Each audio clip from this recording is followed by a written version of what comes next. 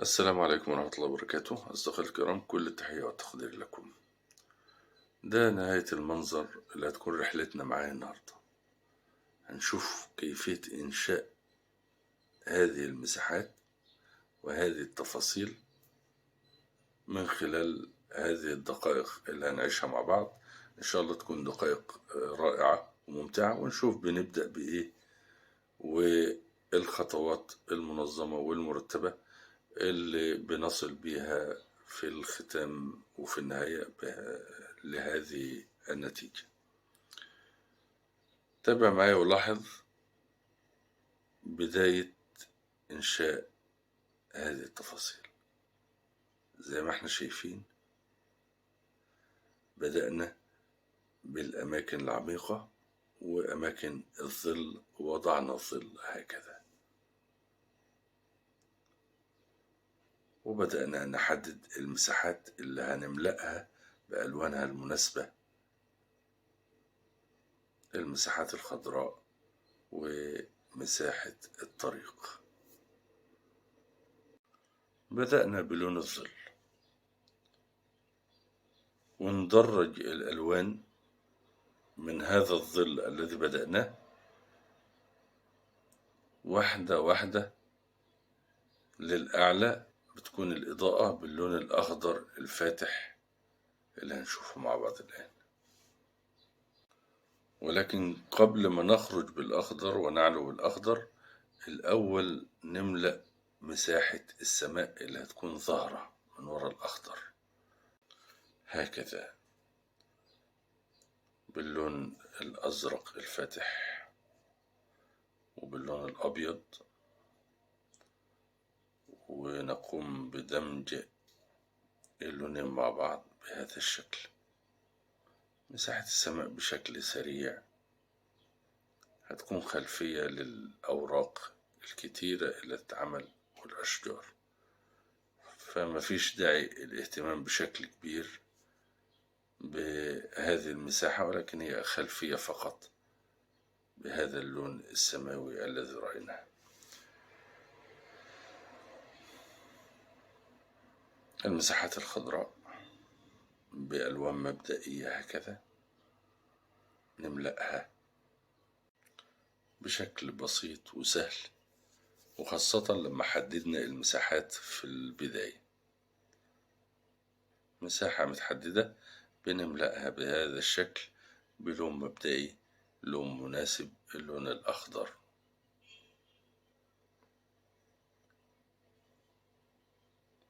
وأيضا المساحة البعيدة الصغيرة هذه، ولكن فيها الظل ظاهر بشكل أكبر، لأن كتلة شجرية لسه هنشوفها، وطبعا مظللة تحتها. بان الطريق وانعطافات الطريق بهذا الشكل. المساحة الخضراء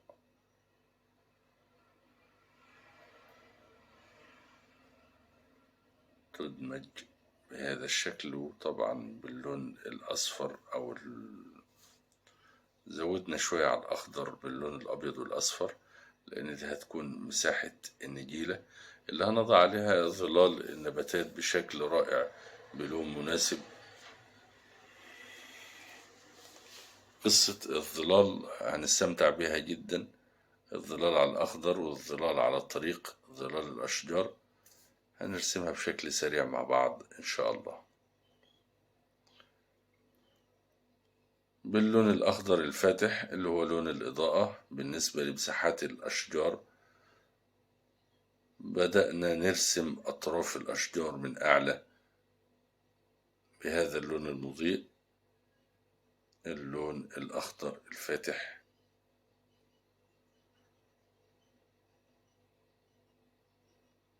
وتلاحظ أننا بندي في البداية اللون بشكل مبدئي بدون تفاصيل، والأطراف هنبدأ نرسم تفاصيلها بالراحة.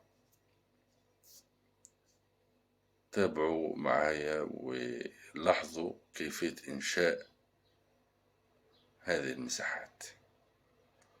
الخضراء بتفاصيلها.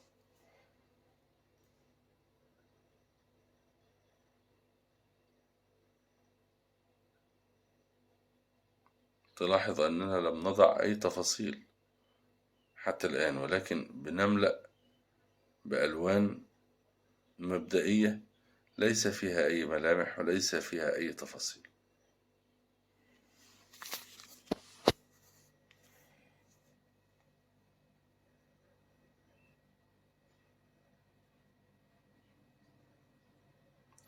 طبعا التدريج اللوني من الإضاءة للظل حتى ولو كانت ألوان مبدئية بنراعي هذه المسألة.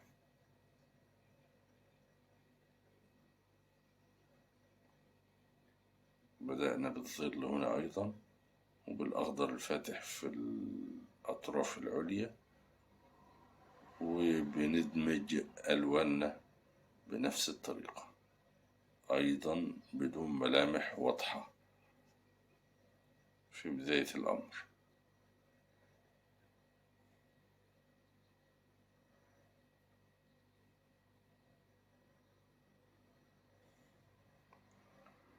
بنملأ المساحات بهذه البساطة. تعالوا نشوف التفاصيل والملامح باللون الأخضر الفاتح بدرجة أكبر شوية من الدرجة اللي وضعناها في البداية. بدأنا نحدد الأغصان باللون المضيء، بداية من الأطراف العليا اللي هي أكثر منطقة قريبة للضوء. طبعا في الأسفل بتكون الظلال، الأغصان مظللة على الجزئية السفلى، فسايبينها باللون الداكن لتظهر معنا العمق. كل مساحة معنا 3 مساحات، المساحة البعيدة ومساحة على اليمين والشمال. كل المساحات بتاخد بنفس الطريقة، بالراحة وبلطف. ابدأ بضربات بعرض الفرشاة بنظهر الأغصان بهذه الضربات وبهذا الشكل. لاحظ معايا في الأطراف العليا بتكون فاتحة جدا، لكن تحت حتى ولو كنا بنضرب بضربات الضوء إلا إنه ضوء مناسب أخضر، بنقلل فيه الأصفر طبعا لتكون هذه الدرجات وهذه يعني انطلاقا من الظل إلى الضوء، وهذا التدريج اللوني. نفس الكلام في الكتلة اللي على اليمين.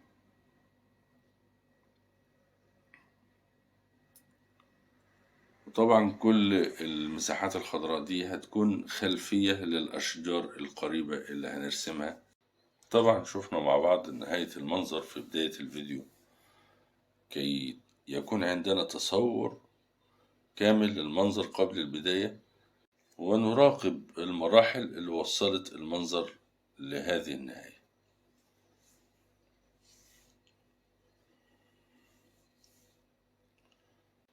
المساحات الخضراء خلصت بهذا الشكل، وأيضا بتفاصيل لسه هنرجع لها بتفاصيل، ولكن تعالوا نملأ الطريق أيضا بألوانه.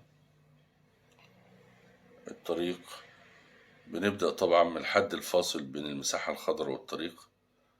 بدأنا نضع بعض ألوان، طبعا هتكون ألوان الطريق مزيج من الألوان، اللون الكشميري مع اللون الرصاصي واللون الأبيض في المنتصف، وفي البعد اللون المضيء.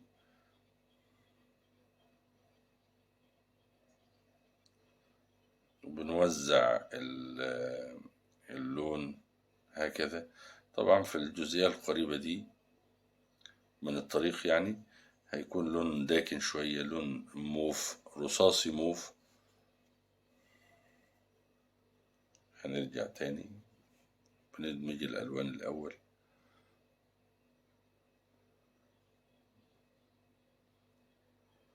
هكذا. شوف اللون ده، اللون الموف الرصاصي ده، بدأنا من بداية الطريق. ووزع الألوان. الظلال هتوضع على هذا الطريق بشكل رائع جدا. وكما قلنا من قبل، الظلال بتوضع على الأشياء من جنس لونها. يعني الظلال على الطريق هتكون غير الظلال على المساحة الخضراء. إن شاء الله في الوقت المناسب هنشوف هذه المسألة. وده يعني سر جمال الظل في الكلمتين دول، إن الظل بيكون من جنس اللون المظلل عليه. ركزوا معايا. وإحنا بندي الظل على الأرض أو على المساحة الخضراء هنشوف الكلام ده إن شاء الله.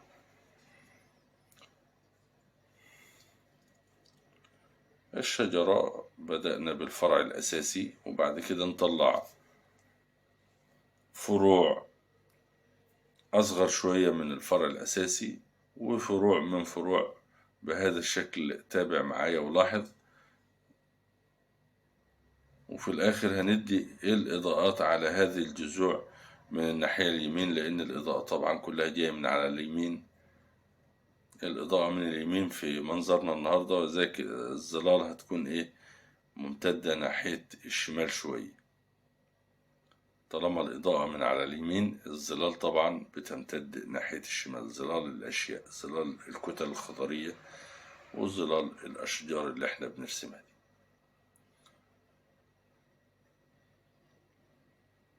الفروع بننشئها بسرعة، واللي هتكون عليها الأغصان اللي هتترسم بشكل سريع أيضا بضربات بفرشاة منتفشة بهذا الشكل. طبعا ضربات باللون الأخضر الفاتح الأول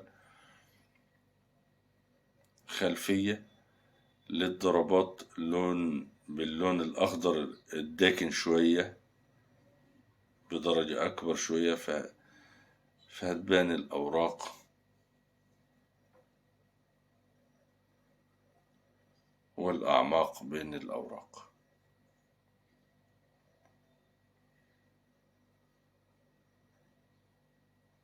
الأخضر تحت خد اللون الداكن شوية، فيه لون الظل.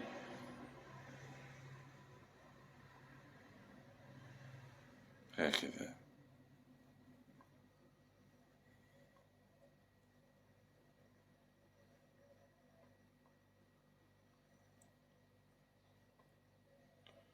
الأوراق دي بعد كده هنضرب عليها باللون الأحمر البرتقالي الرائع، اللي هيتعمل بضربات سريعة جدا أيضا. تعالوا ندي الأول الفروع. في الفروع الأشجار البعيدة دي هنا، جذوع الأشجار بهذا الشكل. المنطقة دي طبعا مظللة عميقة، ولكن الفروع الظاهرة في منطقة الظل من تحت شايلة الأغصان اللي فوق المضيئة دي. طبعا من اليمين هندي الإضاءة حتى في الأشجار القريبة دي. كل الأشياء تاخد إضاءة من اليمين. كما قلنا الإضاءة مصدرها من اليمين، ولذلك الظلال هتكون ناحية الشمال.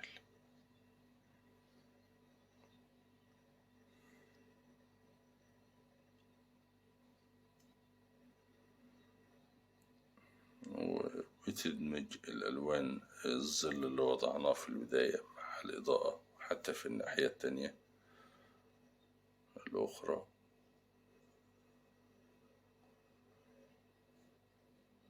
إضاءة الفروع بهذا الشكل. أما الظلال على الأرض وعلى المساحة الخضراء هتبدو بشكل رائع إن شاء الله في الدقائق المقبلة. وضعنا الإضاءة على الجذوع. تعالوا نضع الإضاءة على الطريق. هكذا. الإضاءة من بين الطريق، الإضاءة من البعد، وتدريج الإضاءة كلما اقتربنا.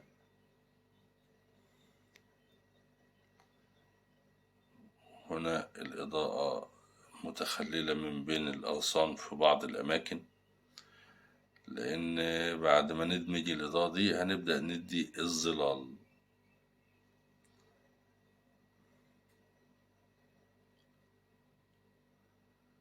هنا الإضاءة على الأخضر بلون مناسب للأخضر، الإضاءة على الطريق بلون مناسب للطريق، وكذلك الظلال على الطريق بلون مناسب للطريق أيضا. شفت الظلال على الطريق مختلفة طبعا عن الظلال اللي هتكون على الأخضر. الظلال على الطريق بلون مناسب اللي هو اللون الرصاصي الموف، أما الظلال على الأخضر باللون الأخضر. إزاي؟ هنا الظلال على الأخضر، ظلال الكتل الخضرية دي باللون الأخضر ممتد، ولكن عند نهاية الأخضر نقف، لأن الظلال على طريق هيكون بلون تاني مختلف، لون مناسب للطريق. نضع الظلال اللي شفت الطريق، اللون الظل مختلف هنا إزاي؟ الظل هنا مناسب للون الطريق نفسه. ما كانش ينفع ندي الظل على الطريق باللون الأخضر زي الأخضر اللي وضعناه على المساحة الخضرية. وهنا يكمن جمال الظل عندما تضع الظلال على الأشياء. طبعا الظل في الوسط بيكون بشكل كبير، وبناخد من المساحات الظلية اللي بنضعها دي ونوزع الظل في الأطراف. وكذلك الإضاءة هتكون في منتصف كل بؤرة من البؤر المضيئة، بنزود الإضاءة هكذا ليكون تدريج ضوئي. الضوء منتشر، الضوء كبير جدا في الوسط ومنتشر، فبيهدأ كل ما انتشر يمين وشمال. وكذلك الظل كبير في الوسط وبينتشر، عندما ينتشر يمين وشمال بيقل الظل شوي، فدرجات تدريج ظلي مع تدريج ضوئي، فبيديك كأنها مضيئة بالفعل. يبقى السر الأول في وضع الظلال بشكل صحيح إن تكون الظلال من جنس اللون المظلل عليه. الأخضر يبقى بالأخضر الداكن، والظل على الطريق بالرصاصي يبقى أيضا الظل بالرصاصي الداكن. وبيكون في أعلى ضوء وأعلى ظل، أعلى ضوء في نص البؤرة المضيئة، وأعلى ظل في نص البؤرة المظللة، وبينتشر الظل وبينتشر الضوء بهذا التدريج.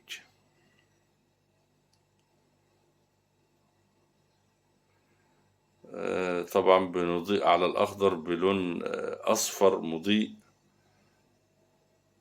المساحات الخضراء، لكن على الأخضر نفسه الأماكن المظللة ما بنضربش بالأصفر المضيء، ولكن ضربات بالأخضر أيضا المظلل زي ما احنا شايفين. يعني إضاءة في الأماكن اللي فيها ظل بتكون الإضاءة مناسبة مش بشكل كبير. ما ينفعش نضع إضاءة بشكل أوفر عالي جدا في الأماكن المظللة، ولكن الضوء العالي خالص والضوء الساطع جدا في الأماكن المضيئة في الأطراف والأماكن العليا كما نشاهد الآن. ودي طبعا الأوراق الزهور الحمراء باللون الأحمر وباللون البرتقالي، بهذه الضربات ظهرت الزهور اللي بتكون في هذه الأشجار بهذا الشكل الرائع. واللي هتكون هذه الأوراق بنفس الألوان في الأرضية تحت الأوراق المتساقطة بضربات سهلة وبسيطة أيضا كما سنشاهد.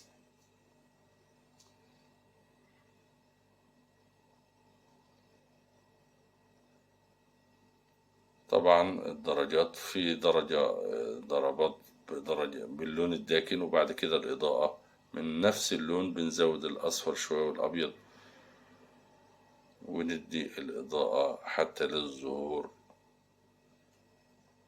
اللي موجودة دي، ونفس الكلام هيكون على الأرض.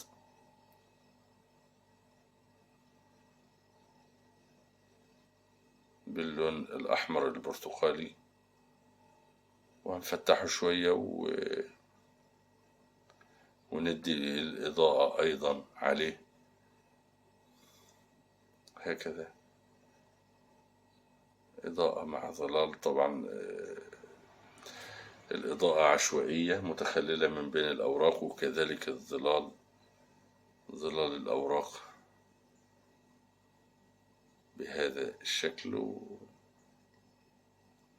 مفيش مانع لو زودنا الأحمر شوية وادينا بعض الظلال في الأماكن المظللة اللي هي تحت الشجر، في الأماكن القريبة دي نزود الأحمر شوية.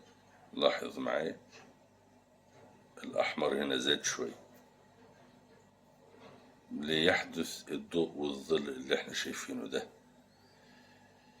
أصدقائي الكرام، كل تحية وتقدير لكم. دي كانت اللمسات النهائية في رحلة النهاردة ومنظر النهاردة. بنزود الإضاءة في بعض الأماكن والظل في بعض الأماكن ليحدث التباين الرائع اللي احنا شايفينه. كل تحية وتقدير لكم. دعواتي للجميع بالتيسير والتوفيق والنجاح، يا رب نكون استمتعنا في هذه الدقائق. وفي الختام بفكركم بالإعجاب دعما لهذا المجهود. أما تعليقاتكم فتفرح القلب وتسعد الفؤاد. وعلى أمل لقاء بكم ومنظر جديد وأجواء جديدة ومعلومات جديدة في عالم الرسم والفن التشكيلي. لكم مني أطيب المنى وأسمى الدعوات، والسلام عليكم ورحمة الله تعالى وبركاته.